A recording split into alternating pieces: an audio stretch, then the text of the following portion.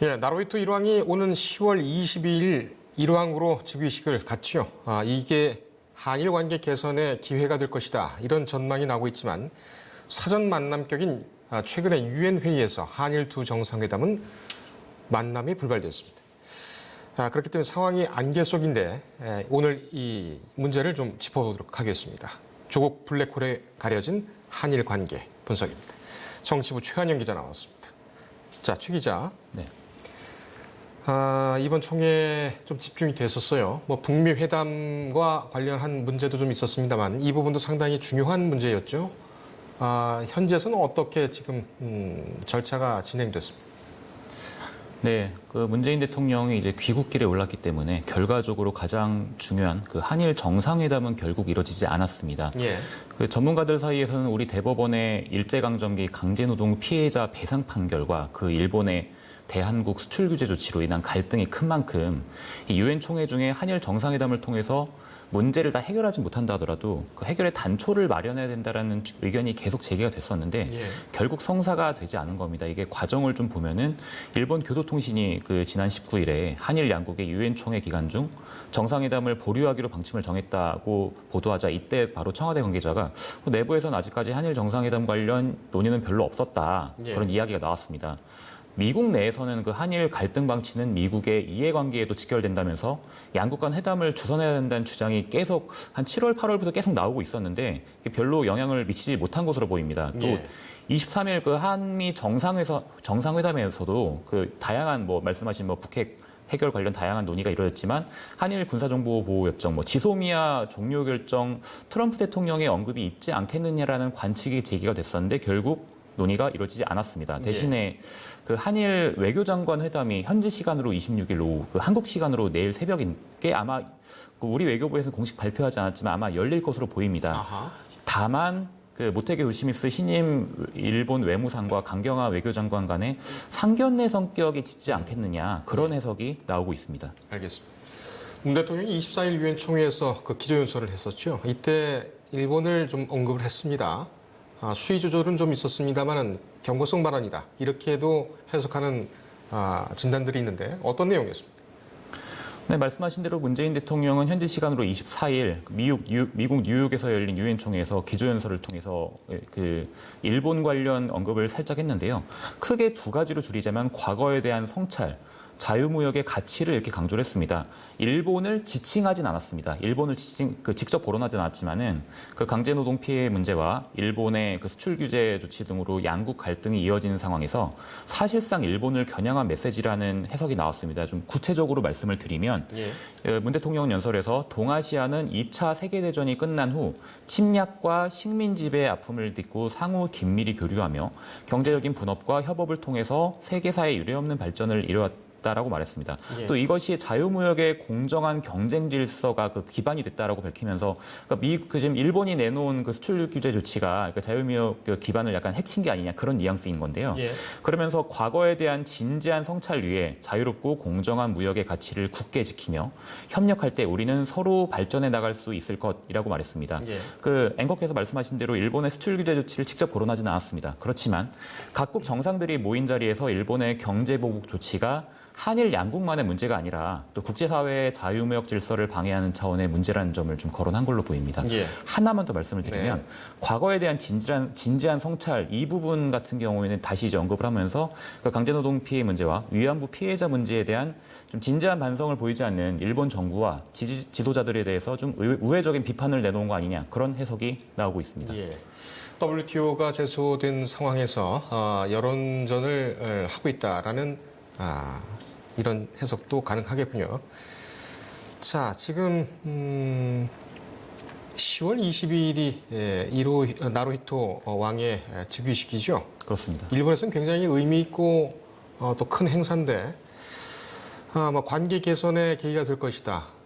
그렇지 않을 것이다. 누구를 보낼 것이냐. 대통령이 직접 갈 것이냐. 여러 얘기가 많이 나오고 있습니다. 이거 어떻게 봐야 됩니까? 여러 이야기가 나오고 있지만 아직 정해진 것은 아무것도 없습니다. 그러니까 말씀하신 대로 아직 일왕 즉위식에 누가 갈지가 제일 중요한 문제인데 예. 이게 전문가들 사이에서는 이낙연 총리가 가는 것과 문재인 대통령이 가는 것은 일본 측이 받아들이는 정도가 되게 다르다. 이낙연 총리가 일본 통 맞습니다. 그 뭐 신문 기자 생활을 하면서 도쿄 특파원 생활도 오래 했고 지금도 일본 쪽과 많은 교분을 갖고 있는 것으로 알려지고 있지만 예. 그렇다 하더라도 어쨌거나 중량감을 봤을 때 문재인 대통령이 직접 가야 되는 거 아니냐. 그런 얘기가 계속 나오고 있습니다. 각국에서 많은 사절이 옵니다. 더더구나 이제 살아있을 때 왕위를 양유하는 그런 행사기 때문에 좀 많은 또 이렇게 스케줄이 잡혀 있겠지만은 예. 그럼에도 불구하고 오랜 시간 회담을 하지 못하겠지만은 그 즉위식 참석뿐만 아니라 2, 3일 정도 더 머물면서 관계 개선에 좀 물꼬를 터야 된다 그런 주장이 나오고 있습니다. 예. 근데 문제는 이게 이제 오늘 기준으로 이제 즉위식이 한 달도 남지 않았기 때문에 시간이 별로 없습니다. 네. 들리는 말에 따르면 일본 측에서는 우리 정부에 빨리 좀 결정을 해달라. 왜냐하면 이게 의전 문제가 좀 걸려있기 때문에 그렇게 얘기를 하고 있지만 우리 정부에서는 아직까지 별다른 좀 얘기가 나오지 않고 있는 것 같습니다.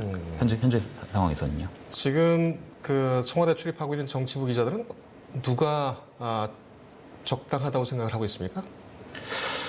정치부 기자들 사이에서는 지금 상황에서는 그러니까 누가 적당하냐는 적정성보다 현재 상황에서 문재인 대통령이 가기 좀 어려워진 것이 아니냐. 왜냐하면은 말씀드린 유엔 총회나 그 전에 여러 가지 G20 정상회의도 있었고 그다음에 네. 7월 혹은 8월 중에 이제 우리 정부에서 특사도 보내고 있었는데 그때 대화의 단초가 마련이 됐다면은 이제 이번에 일왕 주식식에 가고 또 12월 말에 베이징에서 한중일 정상회담이 있습니다. 그 과정을 거쳐서 좀 관계 개선을 이룰 수 있는 그런 기회들이 있었는데 그걸 일본 측의 거부로 다 놓쳐버린 측면이 있고 이런 상황에서 문재인 대통령이 10월 22일에 갑자기 일본에 간데 그건 시쳇말로 약간 좀 생뚱맞아버리는 그런 분위기가 조성이 돼버렸습니다. 그래서 현실적으로 문 대통령이 가기에는 좀 어렵지 않나 그런 식의 왈가왈부가 이루어지고 있지만 아직까지 정해진 것은 없습니다. 예. 그 일왕가, 나루히토 일왕가나 아베 정권과는 좀 분리해서 봤을 때에 자기네들은 천황이라고 합니다만 일왕들 이쪽에서 나오는 그 일본의 아베 정권의 대한민국 경제 침략 이 부분에 대해서는 반응이라든지 입증이 나온 것이 없습니다. 현재까지 구체적으로 명시적으로 나온 거 없습니다. 근데 다만 말씀하신 대로 아베 총리 그다음에 예전부터 2차 세계대전 이후에 일본 총리들과 달리 왕들 같은 일본 왕 혹은 천황들 같은 경우에는 좀 한국에 되게 협조적인 발언들을 많이 했거든요. 예를 들어서 선대 왕들 같은 경우는 통석의 염 그런 식의 표현을 그랬었죠. 쓰면서 본인들이 과거 한반도 침략에 대해서 약간 그러니까 사죄란 표현 쓰지 않았지만은 그런 식의 뜻을 펼치고 있고 나루히토 왕 같은 경우도 과거 왕세자 시절 보면은 약간 한국과의 관계 개선을 약간 되게 좀 지지하는 듯한 그런 식의 뉘앙스를 펼치고는 있습니다. 그러니까 이런 것들이 근데 어쨌거나 신종 분리 국가이기 때문에 과연 아베 총리에게 어디까지 영향을 미칠지는 아직 미지수로 보입니다. 예. 안 갈 수도 있습니까?